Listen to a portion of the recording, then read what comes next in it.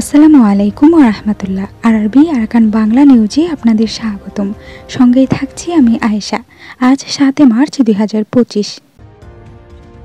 এই মাসের মধ্যে $15 মিলিয়ন অর্থ সহায়তা জোগাড় করতে না পারলে 1 এপ্রিল থেকে রোহিঙ্গাদের জন্য খাবারের বরাদ্দ অর্ধেক কমানো হতে পারে, এমন পরিকল্পনা করছে জাতিসংঘের বিশ্ব খাদ্য কর্মসূচি। এর ফলে আগে প্রত্যেক রোহিঙ্গাকে প্রতি মাসে মাথাপিছু যেখানে $12.5 খাদ্য সহায়তা দেয়া হতো তা কমে দাঁড়াবে $6। এতে করে প্রতিবেলার খাবারের জন্য বরাদ্দ বাংলাদেশি মুদ্রায় 16 টাকা থেকে কমে হবে 8 টাকা।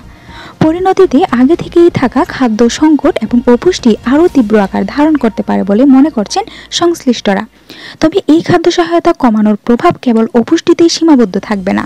খাদ্য সহায়তা কমানোর কারণ কি?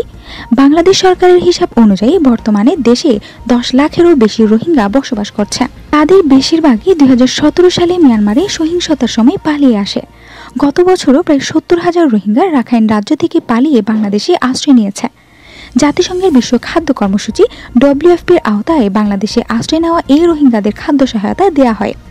মানবিক সহায়তার ক্ষেত্রে অনুদান সংকটের কারণে সাম্প্রতিক বছরগুলোতে রোহিঙ্গাদের জন্য অনুদান কমে আসছে বলে বিবিসি বাংলাকে জানিয়েছেন WFPর বাংলাদেশ মুখপাত্র কুন লি।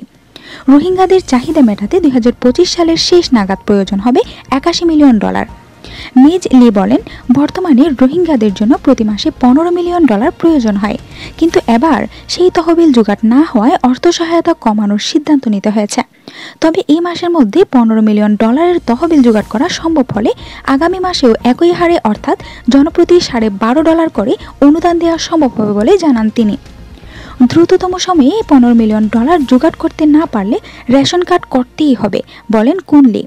এর আগে 2023 সালে তহবিলের ঘাটতির কারণে রোহিঙ্গাদের মাথাপিছু মাসিক খাদ্য সহায়তা $12 মার্কিন থেকে কমিয়ে প্রথমে $10 মার্কিন এবং পরে $8 মার্কিন করা হয়।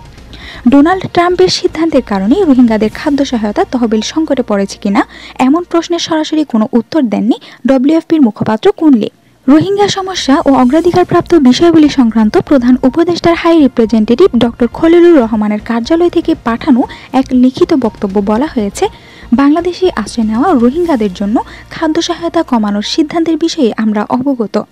আমরা দাতাদের সাথে কাজ করছি এবং দাতারাও এটি মোকাবেলার উপায় খুঁজে বের করার জন্য নিজেদের মধ্যে কাজ করছেন। সংকট মোকাবেলায় সরকার টেকসই ও স্থায়ী সমাধান খুঁজে বের করার জন্য কাজ করছে বলেও লিখিত বার্তায় উল্লেখ করা হয়েছে। খাবারের জন্য বরাদ্দ কমে গেলে এর সামাজিক প্রভাব থাকবে বলে মনে করেন আসিফ মুনির। লম্বা সময় ধরে তিনি অভিবাসন ও রোহিঙ্গাদের নিয়ে কাজ করছেন। মিস্টার মুনির বলেন, যারা কাজ করে তাদের কাছ থেকে সবসময় শুনি যে অনেক সময় তারা বার্টার সিস্টেমে যায় এবং ফুড রেশন থেকে যেটুকু উদ্ধৃত থেকে যায় সেটার বিপরীতে মার্কেটে তারা দৈনন্দিন ব্যবহারের কিছু বার্টার করে। অন্য কোনো আয়ের উৎস না থাকায় তারা এমনটা করে, কিন্তু সেটা যদি কমে যায় তাহলে অন্য কোনো মাধ্যমে তারা নিজেদের প্রয়োজন মেটানোর চেষ্টা করতে পারে এবং বেআইনি কোনো কাজও করতে পারে বা করতে বাধ্য হতে পারে বলেন তিনি।